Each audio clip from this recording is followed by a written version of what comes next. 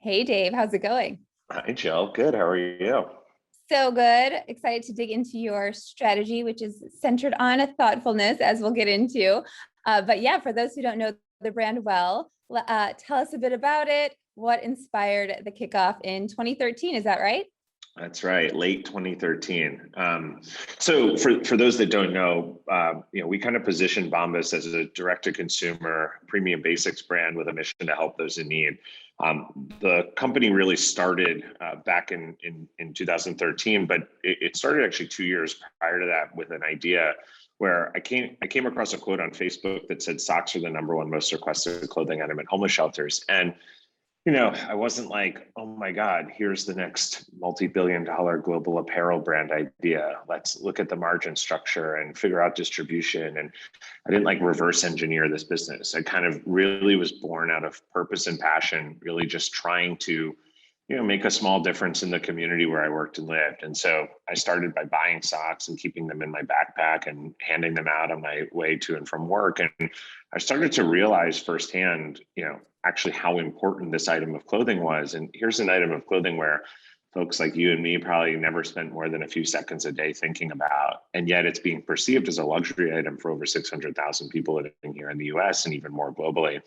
And so that kind of got us thinking, okay, if we were going to create a brand to help solve this problem at scale, similar to kind of what Tom Shoes was doing, donating, a pair for every pair they sold, and Warby, which had just started at the time, and donating eyewear, I was like, okay, like maybe we can create a sock company that donates pairs of socks for every pair of socks that we sell. And the first question that we asked is they're like, okay, well, if we want to donate a lot of socks, then we're going to need to sell a lot of socks. And how do you sell a lot of socks? Create the best product in the world. And so we went on this 2-year mission of R&D where I'd never made a product before. I didn't come out of the fashion or retail or apparel space. I worked at a media company, and prior to that, I worked at software companies. And so I knew nothing. I literally knew nothing about making product, let alone making socks. And so I kind of went out in the world with like the lens of a customer and said like, okay, what stinks about my product, my socks, right? Other than the smell, which I think we all have that problem if you don't change them enough. But I was like, man, this toe seam really irritates me. And it had always irritated me since I was a kid. I always had hypersensitivity issues. And then I was like, why does the fabric feel like cardboard after a few washes? It gets super stiff and scratchy. Why do calf socks always stretch out and fall down? And I'm constantly pulling them up throughout the day.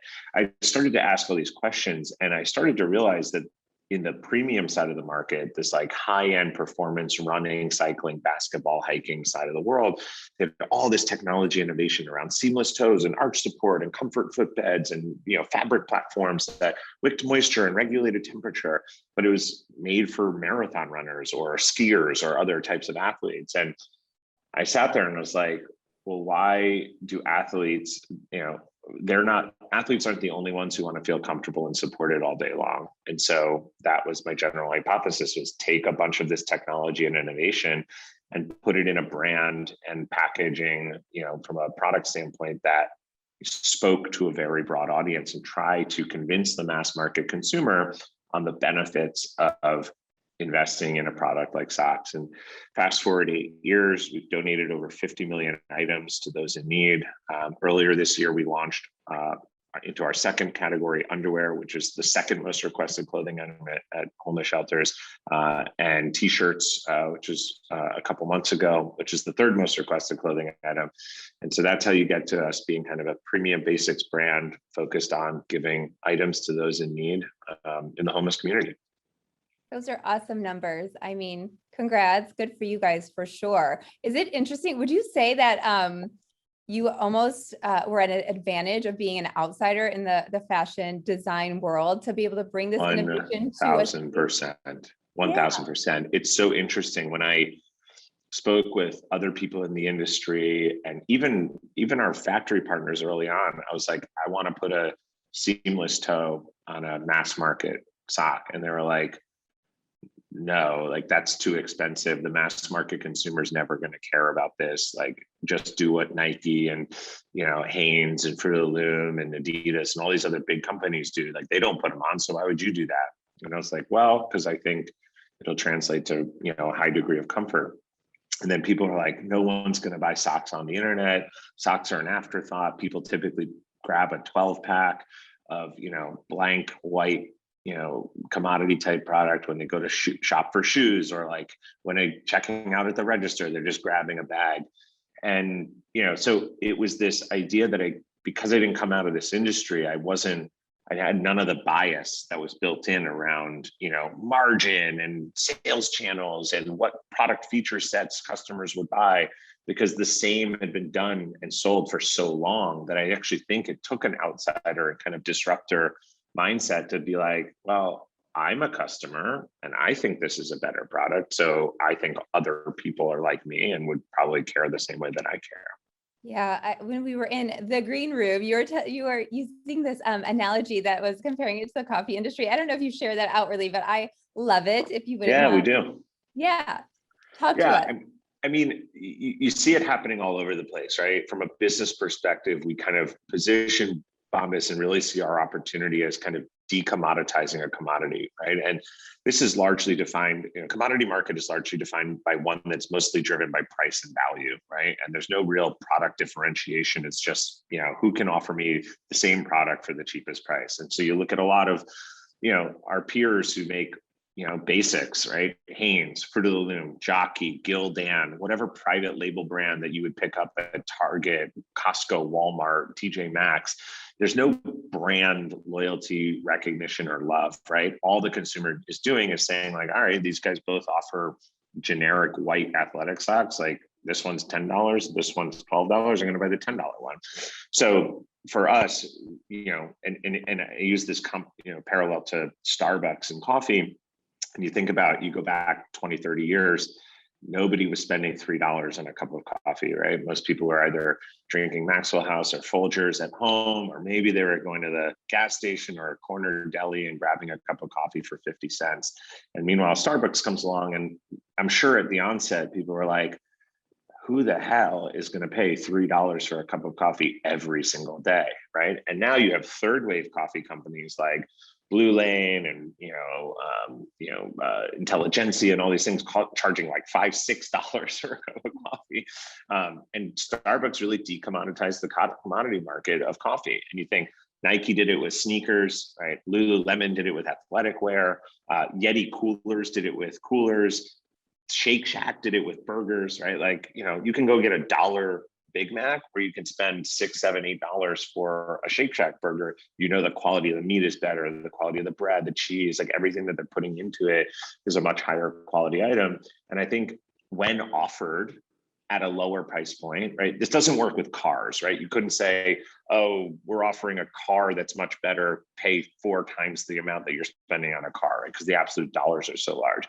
But in like daily consumables like socks and coffee or burgers or some of these other categories, you're like, okay, if the starting price point is $2 and now you're asking the consumer to spend $8 or $10, like the $6 delta is not a huge amount for the consumer to kind of get over that hurdle. So that's kind of where we're positioned and why we think that like we're not only taking market share away from a lot of the incumbent commodity brands, but also growing the overall TAM. I remember there's this great fact when Lululemon started in their public filing of their S1. I think they declared that the U.S. Yoga wear market was $600 million a year. And now you see they do something like $12 billion of revenue. It's like bonkers. Do you want the basics or do you want the good stuff? Oh my God. Anyway, that's so interesting. Has your business model evolved? I know even Tom's, you mentioned earlier, has, I did a story earlier this year about how they're moving on from the 1-for-1. There's a little bit of a different setup. Has anything changed for you guys? Not really. I mean, I think we've been really lucky that, that we've been able to be so focused, right? I think our business makes a lot of sense. And not only the category that we're in for the consumer, right? We started with socks, we solved a lot of pain points, we made a better product. The next obvious adjacent category for customers, is to go into underwear, right? They're constantly asking us for years, when are you going to make underwear? When are you going to make underwear? Because these products, socks, tees, and underwear, are bought together. They typically live in the same drawer or right about. They're typically the three items you wear closest to your body, typically the three items you put on first thing in the morning. So people have a very routined relationship with these products. Similarly, on the mission side, call it luck or whatever you want to call it, but socks are the number one, underwear is the number two, and t-shirts the number three most requested item in homeless shelters, which obviously makes sense when you think about it, right? They're the three items that you wear closest to your body when you don't have access to washing machines. And you're wearing these products every day, they wear through much quicker, they get smelly. And so a fresh, new, clean pair is, so much more important. So, whereas I think Tom's struggled with, they started with shoes, then they went to eyewear, then they went to coffee, and they were trying to adapt the one-for-one model across multiple unrelated categories, where for us, the sequencing is very obvious from the customer path going from socks and underwear and tees, and same thing from the mission side. So, and also, 90% of homelessness is transitional. So that means that people who are experiencing homelessness for less than 12 months at a time. And so new people are constantly coming into the homeless community if they're moving in and out of. So the demand for the product will always remain. It's not like you can solve this and then move on to something else. It'll always be there. The need will always be there, unfortunately. Yes. Well, your customer has high expectations when it comes to a Bombas product. And like you said, with the socks, I think you said R&D for a good long time, a year plus, whatever. Two years. So what went into launching underwear, knowing that those expectations are there? Did you feel the need to transform the underwear industry? How did you approach that? Yeah, I think similarly, we took the same design philosophy, frankly, that we take to everything that we do as a company, which is like this customer-centric approach, right? We don't come at it from the ways that I think a lot of traditional, legacy type of retail and apparel manufacturers come at, which is they say, all right, 60% of consumers in this market wear this product and they want it at this price point. So in order to deliver that price point, we need a margin of 62%. In order to do that, tell the factory that we need a landed cost, and they back into it from a margin perspective, right? And they're not coming to it, which is saying, hey, what are the problems that people have in this market? They just think oh, people buy underwear, let's make underwear. And, we'll try to factor in some sort of profit margin that works for our business. And our brand is enough to slap a logo on it and people will buy it, right? This idea that consumers are sheep, which I think over the last 10 years, really, there's been a revolution around brands. When you see brands like Glossier, obviously, you see Harry's, you see Warby, you see all of these brands that have come into categories that have been largely dominated by these incredibly old, sleepy incumbents who just take advantage of the consumer by saying they're dumb, they don't know what they want. Let's call this thing the Mach 4 5G, whatever, blah, blah, blah, put a new packaging on it and, charge them 10% more and tell them that there's some revolutionary new technology in it and the consumer will buy it. Rather than saying hey, we know you're not an idiot. We know these are the things that you care about, and we're actually going to design a product specifically to meet those needs. And so our underwear, despite having a really strong foundation in socks and a team built out and factory partners and relationships, we spent 18 months developing that product, working with fit, working with, size ranges across, extra small, all the way up to 2, 3, 4X, to be really inclusive across body sizing. We have, in our women's product, we have something like 6 or 7 shades of nude to accommodate, different skin tones, right? Or this idea around inclusivity for a broad audience is really important for us.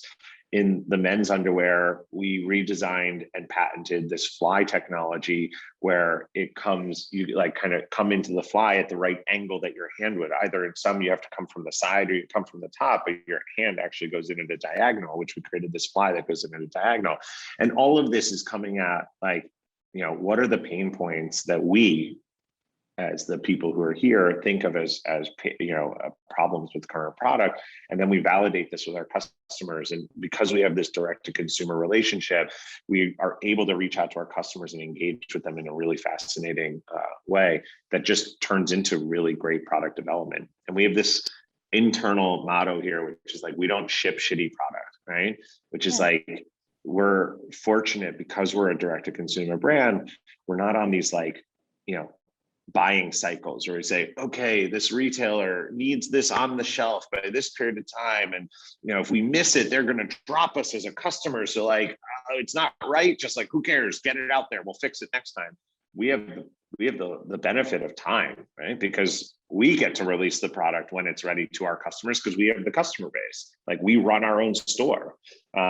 So that kind of change in mentality allows you to be really focused on quality and use the kind of direct to consumer nature to your benefit. Yeah. Speaking of your community as a direct to consumer business, did you bring them into the fold in terms of development? Were there wear testers? Were you throwing questions out to them throughout the process? Is that not their role? How would you describe that?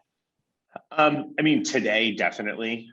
We've got a set of power users where, we are like super loyal Bombas customers, and we'll send sample product out to them and ask for their feedback. Around the sizing inclusivity side, similarly, we were working with wear test and fit models across that broad range. And these are people who are literally paid to wear, underwear and socks and t-shirts, and other garments for their specific size. So they know what other product feels like. And you'd say like, how does this seam dig into your skin? Or how does this fall? Does it ride up? Does it bunch? Does it sweat? And we're super active in getting the people who we think were kind of experts in these products. But the early days when we didn't have those resources, I remember, taking sample product of socks with me to the gym. And I'd be like, I got this like reputation for being like the weird sock guy at the gym, because like I'd go up to complete strangers and I'd be like, hey, I know you're running on a treadmill, but like, would you try my socks on? And obviously get a lot of weird stares. And I'd be like, no, not like a weird fetish thing.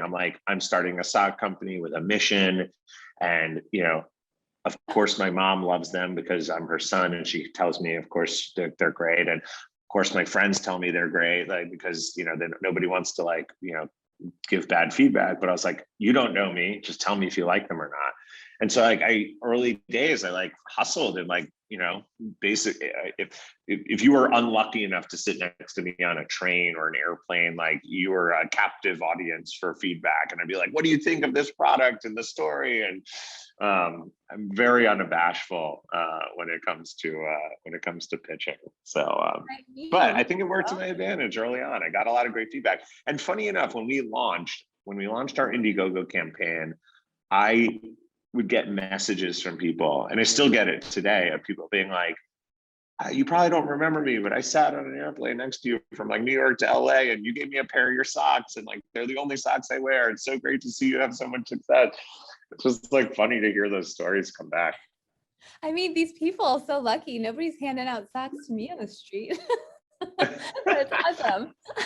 Did you have any pushback from your core customer? I guess I hear things like Rachel Zoe told me she evolved her subscription model, and it's just, she renamed it and you get more stuff. Nothing else changed. It's like more. And there was so much pushback of like, what are you doing? What are you doing? From customers who are just not used to, I guess, anything else than what you're known for. Any pushback there, or questions, or were they concerned? Not really. I think most of the stuff fell on kind of the fringes, right? Oh, you don't offer my favorite color of purple, or when are you gonna make dog socks, or cat under, it's like these like really random like one-off requests. I think again, somewhat of the beauty of our category is that like the beauty is in the simplicity, but then we take such a complex approach to breaking the item down and figuring out all the little things. Like we talk about this idea here at Bombas, where like we're obsessed with the little things, right? Socks are a little thing. Bees, which is like our whole branding, they're little creatures, but they have a massive impact on the world. When they work together as a hive, they can do great things. They pollinate, they make honey, they do all these amazing things for our ecosystem. A pair of socks, for someone in need or experiencing homelessness, may seem like a small thing for you and I, but it can actually make or break their day, right? And we've actually heard stories of people who've received Bombas socks as part of an outreach and mission. And not to say that the socks are the reason that they turned their life around, but it was a moment of conversation, a moment of recognition and dignity that gave them the validation of like, wow, I can't believe there's this company out here that actually cares about me, this like kind of this unseen and forgotten type of individual. And we've heard people who say like, your brand helped inspire me to like turn my life around and like get back out there and go back to school or, kick my drug habit or whatever. And I'm not saying that to be like preachy about who we are. It's just like, it's just this nod towards, taking simple things, being obsessed with detail, being incredibly thoughtful about like every aspect that goes into it. And the end consumer for our customer facing product doesn't sit there and go, oh, right, this is a modal fabric with a, 42% nylon tension waistband. Like all they know is like, wow, I put this on and it feels different. And that's like what we want, right? We don't need them to know all the magic and science and technology that goes into it. We just need them to go, this is better than anything else I've ever worn. And like, that's how we win. Yep, that makes sense.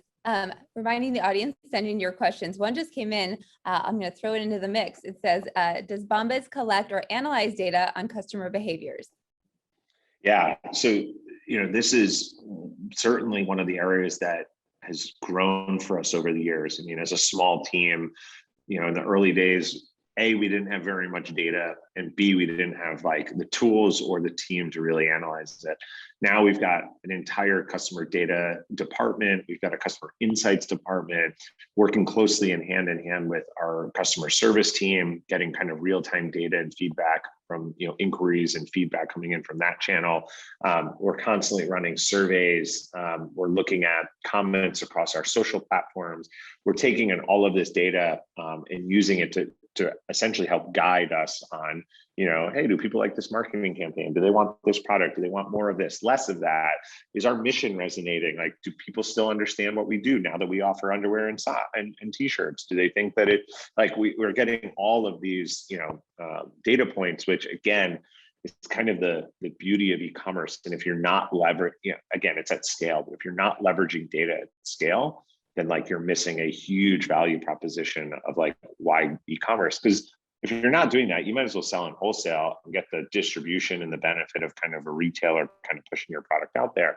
But the biggest problem with retail, not owned and operated, is that you just fly blind, right? And you get some report at the end of every month and said this product sold, this product didn't, but you don't get to say like, okay, well, why? Like what about it? Was it the price? Was it the product? Was it the way we packaged it? Was it the way we talked about it? Like, you don't get to answer those questions. You just hypothesize and say, oh, you think this, you think that. And so, it's like flying an airplane through the clouds without instrumentation. For sure. Is it, I guess, how are you aiming to become known for more than just a sock brand? Like, is it expensive to get that message out there and put that in people's heads? So media, everybody isn't just like sock brand Bombas. Yeah. I mean, so for us, we take a very, very long-term approach to everything that we do. One of our core values is build for the long term, or make sure that your grandkids are wearing Bombas.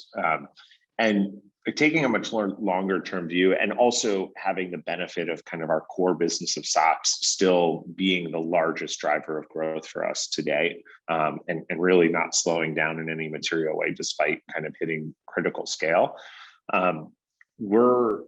We know that there's demand, and we know that there's appetite for socks and underwear, or t-shirts and underwear from Bombas. So we're trying to take a much more measured approach, put product out there, see what they think, take the product feedback, iterate on it, to this constant iteration idea of making the best product in the world. And so for us right now, I mean, we only launched underwear earlier this year and t-shirts, halfway through the year.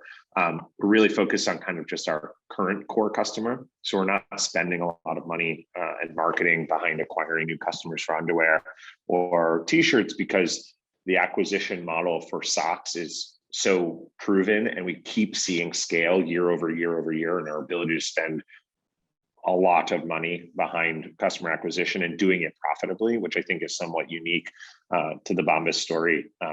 Every year we've acquired customers profitably, where I think a lot of direct to consumer gets a bad name because, you hear of all these brands who's raised 50, 80, $200 million to scale, some multi-$100 million brand that still loses $60 million a year because they're fueling this, constant need for acquiring customers to fuel top line revenue growth, when in fact, the baseline unit economics just don't work.